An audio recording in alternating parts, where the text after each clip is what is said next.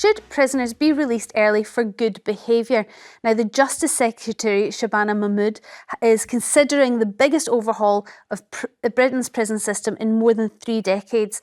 Now, last week she visited Estelle prison, a super maximum security site in Texas, where prisoners can reduce their time behind bars by earning good behaviour and good time credits. She posted this after her trip. 20 years ago, Texas faced a crisis just like the one we face today. Its prison population was soaring, so Republicans and Democrats here took a new approach, one that was both tough and smart. They encouraged prisoners to turn their backs on a life of crime, with good behaviour inside prison leading to an earlier parole hearing. And they made greater use of punishment outside prison, with specialist courts that tackle the root cause of reoffending. I've seen it all this week, and one thing is clear: this approach works. Not sure how I feel about the music in that, but Mahmood wants to bring in something similar here. Currently, criminals are automatically released after a set period, which is typically about halfway through. But under the Texas scheme, they could actually serve as little as 25% of their original sentence. Would you bring this in here, Michael? Potentially. I mean, she's suggesting it worked in Texas. I mean, you do want to give people an incentive in prison to try and live a productive, I suppose, ordinary life. Because I think at the moment, I mean, in a way, there's a cart before the horse issue, because I know from speaking to actually prison officers that at the moment, a big complaint is that even if prisoners in prison did want to do something productive, there's nothing for them to do because it's underfunded. So this will require quite a lot of money to be put into the prison system. But the idea of really incentivizing people to do productive work when they're in there, which will make it more likely they get a job when they come out. Because I think the biggest predictor for will someone end up back in prison, reoffend, is whether or not they get a job.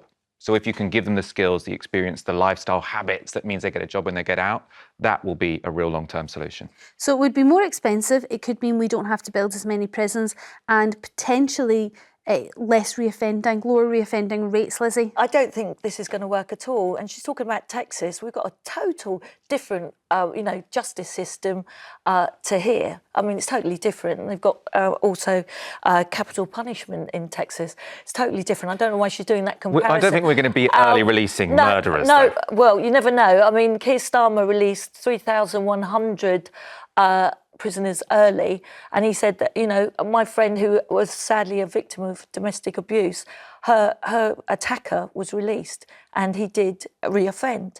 So I don't think this is going to work. I think we've got to look at the reoffending. 46% of prisoners, when they leave, reoffend, which is just the worst rate ever. We've got to look really at why they're committing these crimes and giving them a focus, like Timpson's, the key cutters. But isn't this exactly what Michael is talking about? Part of the Texas scheme is making sure that they are fully employed while they are in the prison system, so they would have to be working. Now, that would mean that they are more likely to get a job when they come out of prison, which would decrease their reoffending rates, which would be beneficial for everyone, would it not? Well, to give them a focus, yeah, because you come out of prison, it's very hard in this country, which is very different to Texas. You can't get a credit card. It's very hard to get a job. No one will employ you. It's really difficult. You've got to look at changing the system itself. Well, not just this, because this just won't work. Because what prisoners, criminals will do will just, be good and, keep their head down in prison and then go out and reoffend again. We've got a shoplifting epidemic at the minute in this country. It's on its knees. That is what's going on. That's definitely part of the fear, Michael, isn't it? That actually what you have in prison is criminals. They're not known for being the most honest in society. And actually the chances of them manipulating the system in order to get that reduction to 25%, perhaps what this system does is completely ignore the victim and the character of a criminal. Yeah, well, I mean, I think there's 2 issues. One, should we be incentivizing people to do more productive work in prison? And I think probably everyone agrees, yes. The more contentious issue is, at what point should early release be allowed? So at the moment, it's 50% or 40% now because the prison's filled up when Labour came into power. Would moving it down to 25% be too low? Potentially.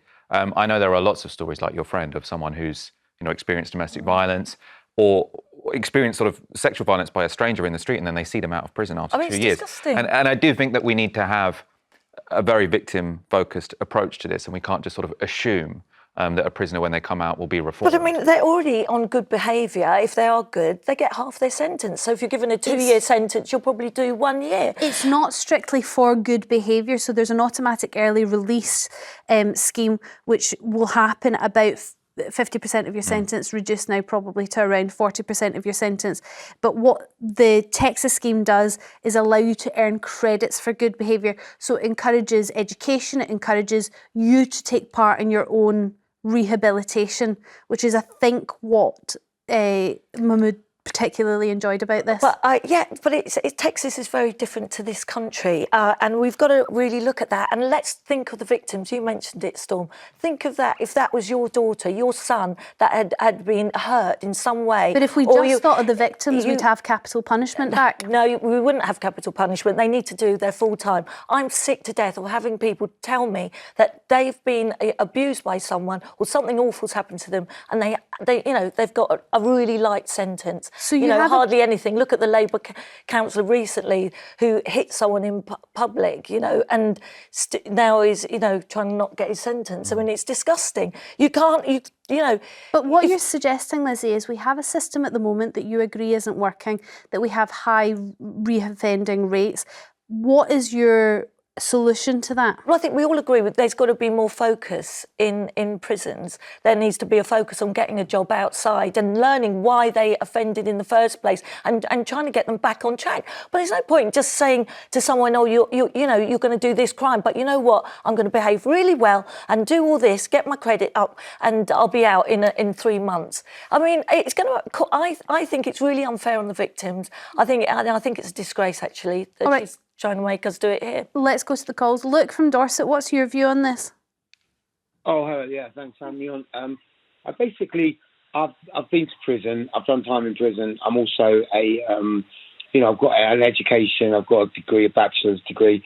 My view is that, if you're going to start looking at things like reducing sentences, that's all well and good, and I believe that that's a good idea for good behaviour. But in my experience of prison, is that nearly everyone in prison has got some kind of addiction issue, and there's absolutely no tackling of the causes for people, why the social causes why people are going to prison. And so if you release them early, that's not going to make any difference to them coming back in, because you're not tackling the reasons why they offended in the first place. And also, there's just 23-hour bang up when you're in prison, in my experience, and often if you have some work in prison, it's often cancelled because there's staff shortages.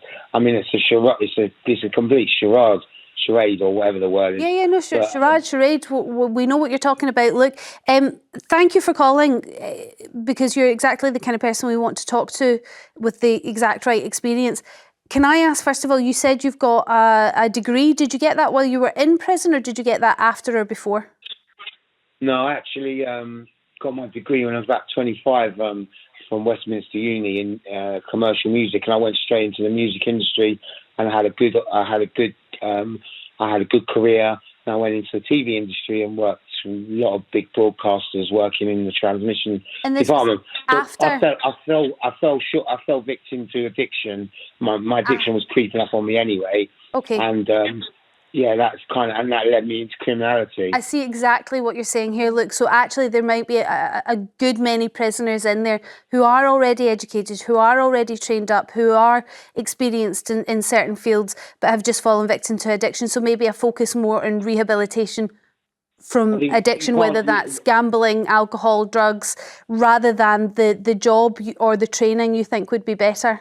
I think basically the way we deal with things in this country is we criminalise addicts, instead of rehabilitation of them. But I agree that, and also often you're talking about the victims, and obviously there's a really valid point there about how victims will feel about early release of the person who's harmed them. And so it's got to be a balancing act, and obviously a conversation's got to be had. But well done for bringing it up on air. Look, thank you very much for calling. Do call again. Richard from Hampshire, what's your views on this? Early release for good behaviour. You literally get good behaviour credits that could be bringing your time down. Do you think that'll work? No, I don't think it'll work. And the reason I don't think it'll work is I was a prison officer for 12 years. I walked those landings for 12 years, and I know that prisoners are manipulative people. They will use this system to buy back good days on their behaviour, and as soon as they are released, they will just revert back to what they were before. A leopard never changes its spots. It's just the way it is. I'm not sure can we say a leopard never changes its spots? Because that suggests we should just give up on people like Luke, who's managed to turn his life around completely. You know, there hopefully is situations where we can rehabilitate people. Otherwise, what's the point? Well, not in my experience. Now, yes, okay, I will say that a very few number can be rehabilitated, yes. Okay. But the majority, I've seen prisoners released, and then within a matter of weeks, they're back in. Total waste of time. And the reason prisons are overcrowded is because they're too easy. The prisoners have it too easy in there. They have televisions in their cells. They have access to computers. They have access to the gym. They have access to too much. So they get 3 more meals. Victorian? Prisons are just not harsh enough. And that is the problem with the system. Michael? Well, yeah, Richard, I just wanted to ask because, you know, in my job at Novara Media, I've spoken to sort of prison officers who give a very different story, actually. Lots of people saying that, especially after austerity, people spending 23 hours a day in their cells. I don't know if they've got TVs in there, but this isn't providing people with sort of the structure that means that they could have a productive life when they get out. And it just sounds like your experience is quite different. So I just wondered if that's the case. The prison you were working in, it wasn't the case that people were sort of banged up for 23 hours a day. No, they weren't. They weren't banged up for 23 hours a day. No, they had lots of access to education. They had there was jobs. They could go and make things in the workshops. But as soon as they were released, they would be back. They would be back to a life of crime again. You just can't help. There are some people that just cannot be helped. All right, and that is the people we deal with. Richard, thank you very much for your call. Terry from Newcastle, quite a bleak call there from Richard. I don't know what the answer is, if that truly is the case, but how do you feel about potentially prisoners being able to be released a little bit earlier if they could get some good behaviour credits? Well, what I find difficult is I do understand, you know, you can't get killers and child molesters. You can't let them go free. But where do you draw the line? Do you let fraudsters, you know, people that manipulate people? And hang on, because they do this for a living, so they could actually manipulate the system, just go quiet and do what they do as a living to manipulate the system, get out, you let them out in society, and then rob society, which they've done all the time. So where is the rehabilitation there? Terry, they could, but here is the alternative.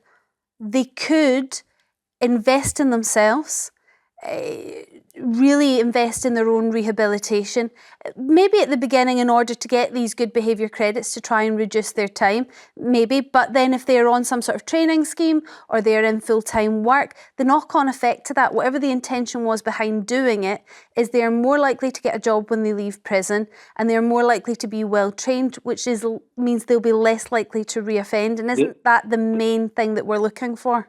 These people are fraudsters. They have earned millions. And do you think a job in McDonald's is going to do it? It's a very good point, Terry. The other big question on this is I'm presuming it will be the parole board that make the decisions as to whether someone has earned enough good behaviour credits or whatever that situation may be. And there's lots of questions around the parole board and whether we actually trust that and there's enough transparency. Exactly. Well, there was a big issue where we privatised lots of the parole service and then cut its funding. So there are some real gaps in the system. I do think it's interesting, though, because the first caller was someone who'd been to prison, who'd clearly had a very productive life, who's come out of prison and sounds like they're rebuilding their life.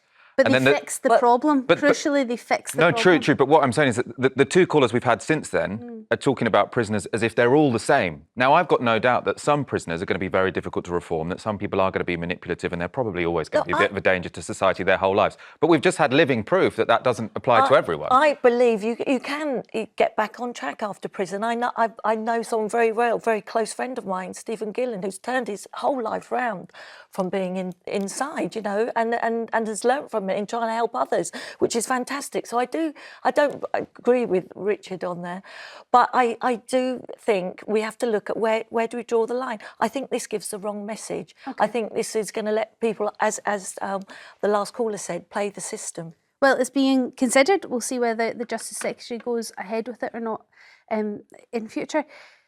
Let's move on though.